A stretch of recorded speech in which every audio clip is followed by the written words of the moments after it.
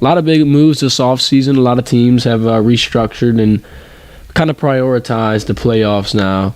AFC West is going to be your biggest division where I would see much change. I would call it the AFC Wild West, honestly, with Russell Wilson going to the Broncos. The Chargers are souping up their defense. They had J.C. Jackson. They had Khalil Mack. The Chiefs are still the Chiefs, and the Raiders go ahead and take Devontae Adams from the Green Bay Packers, which not too happy about, but at the same time, it's a big move, especially when they lost Henry Ruggs last year. Derek Carr needs a weapon, and they went out and got the best weapon that you can get in terms of wide receivers. So that's going to bring me into the AFC predictions for this year. For the divisional champions, I'm going to go ahead and say the Bengals are going to get the AFC North again.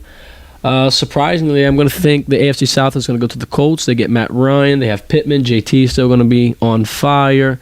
I just don't think the Titans can pose much of a threat now without A.J. Brown. Ryan Tannehill's getting old, and they got a lot of drama going on in that locker room in Tennessee. I'm going to have the Indianapolis Colts taking the AFC South, man. Pat McAfee, you're not going to be able to hear the end of it with him. He's going to be letting everybody know. AFC East, man, we're going to talk about the Super Bowl favorites right now, the Buffalo Bills. Buffalo Bills have the highest odds to win the Super Bowl now.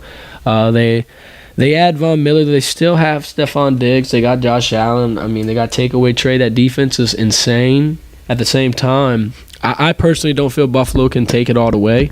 I think there's still a lot of things that have to be shown and learned for Josh Allen. I don't think he's quite ready there yet to say he's a Super Bowl caliber quarterback.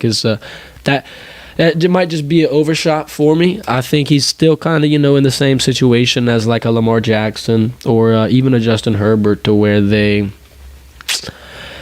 need to kind of prove themselves before they can go that far deep. Winning the division's one thing, but a Super Bowl is a completely different beast. Some quarterbacks will never do it. Segueing into the AFC West, I'm going to say that the Chargers are going to make it out of this one.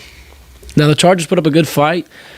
My problem with the Chiefs, why I didn't pick the Chiefs to win the AFC West, is because obviously they lost Honey Badger and Cheetah. That's big blows. That's not just losing two role players. That's losing your best wide receiver and your best safety. Now they play for another team, left you stranded. You had trouble last year, and now there's a whole lot more holes in that sinking ship. So I feel like, Super Bowl windows, they normally close pretty quickly. I'm not saying the Chiefs ones closed here. However, I wouldn't be surprised if it's in the act of closing currently.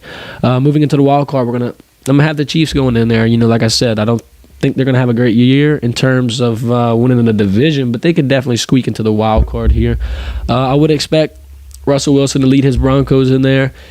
Anytime Russell Wilson is leading a team and he can stay healthy, I would put all my trust in him. Russell Wilson is still a great quarterback, and he's going to be paired, or would have been paired, with a great receiver, Jerry Jeudy. Hopefully Jerry Jeudy, breaking news as well, yesterday Jerry Jeudy got arrested for tampering with a witness of some domestic violence case or something, man. It seems like the Alabama wide receivers just can't stop getting in trouble. You got Calvin really betting on games while he's sidelined. You got Henry Ruggs driving 200 miles per hour down Las Vegas almost. And then now you got Jerry Jeudy here getting in trouble. I mean, it seems like Alabama's wide receiver U for jail time at this point. Patriots, though, Bill Belichick's going to find a way. That team is blossoming, and they showed good promise last year. They did fall short in the end. However, I think Mac Jones learned some key lessons. He forged himself in the fire, so to speak, last postseason. Going into this next season, Bill Belichick, I'm sure, is going to have him work on a lot of nuances of his game and kind of just fine tune some things, and they could come out firing. You never know.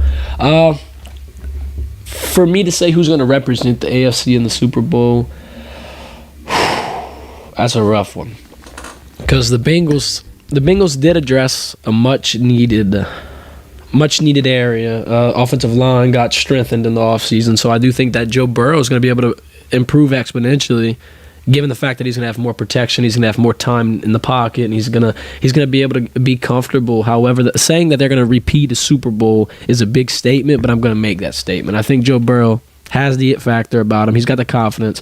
And him and Jamar Chase are just inseparable. These guys, you can't get them apart. I mean, they're on the same team in the pros together now. College teammates, win a national championship, a part of the greatest college football team of all time, arguably. And then now you put them in the pros, and their first year together, they go to the Super Bowl. It's not going to be the last time they go to the Super Bowl. And my pick for the conference champions out of the AFC would be the Bengals. I think the Bengals are red hot. I don't think it's going to slow down anytime soon.